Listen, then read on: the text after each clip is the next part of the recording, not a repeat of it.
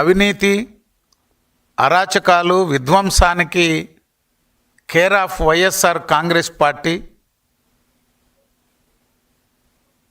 YS Jaganmohan Reddy గారు.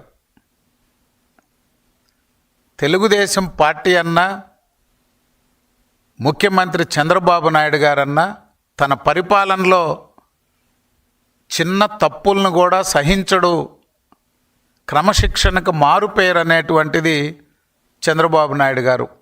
అది party అధ్యక్షుడిగా, ముఖ్యమంత్రిగా తన పరిపాలన ద్వారా ఈ దేశానికే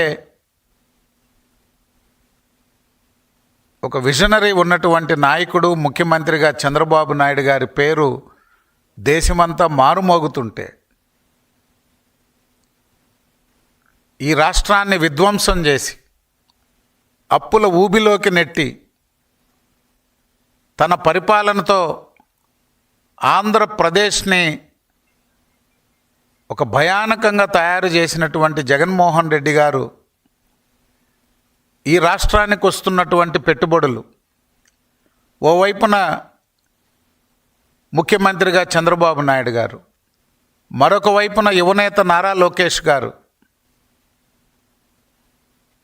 ప్రపంచంలో ఉన్నటువంటి అనేక సంస్థలతో, పెట్టుబడిదారులతో మాట్లాడి రాష్ట్రానికి పెట్టుబడులు తీసుకొచ్చే ప్రయత్నం చేస్తున్నటువంటి తరుణంలో, కేంద్ర సంస్థల్ని తీసుకొస్తున్నటువంటి తరుణంలో ఈ ప్రభుత్వంపై బురద జల్లే కార్యక్రమాన్ని వైఎస్ఆర్ కాంగ్రెస్ పార్టీ ఓ పథకం ప్రకారం నడుపుతున్నది. తెలుగుదేశం పార్టీ నాయకులు, శాసనసభ్యులు ఎక్కడైనా ఏదైనా ఒక చిన్న సమస్య పైనో, వివాదాలు ఏదైనా జరిగితే దాన్ని పదే పదే సోషల్ మీడియాలో తెలుగుదేశం పార్టీ దౌర్జన్యాలు, తెలుగుదేశం పార్టీ దుర్మార్గాలంటూ ఒక ఫేక్ ప్రచారాన్ని నిర్వహిస్తూ వస్తుంది. వైఎస్ఆర్ కాంగ్రెస్ పార్టీని ఒకటే అడుగుతున్నాం, వైఎస్ఆర్ కాంగ్రెస్ పార్టీ గతాన్ని మరచి మీరు ఈరోజు ప్రవర్తించినా ప్రజలు మీ గురించి మర్చిపోయేదానికి సిద్ధంగా లేరు.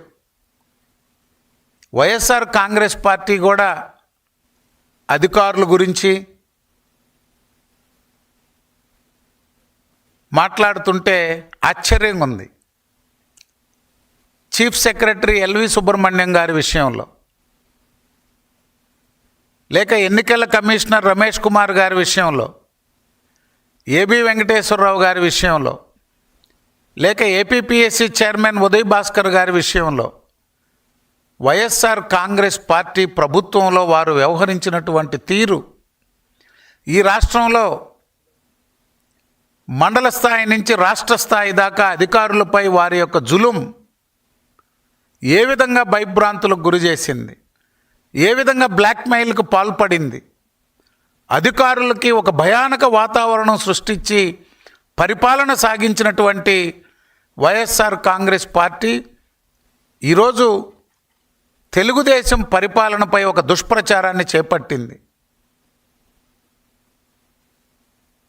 వైఎస్ఆర్ కాంగ్రెస్ పార్టీ ఏ విధంగా పరిపాలన కొనసాగిందనేటువంటిది 2-3 ఉదాహరణలతో ఆ ప్రభుత్వ పనితీరు, ఈనాడు తెలుగుదేశం పార్టీ ఏ విధంగా పరిపాలిస్తుందో ప్రజలు అర్థం చేసుకుంటారు.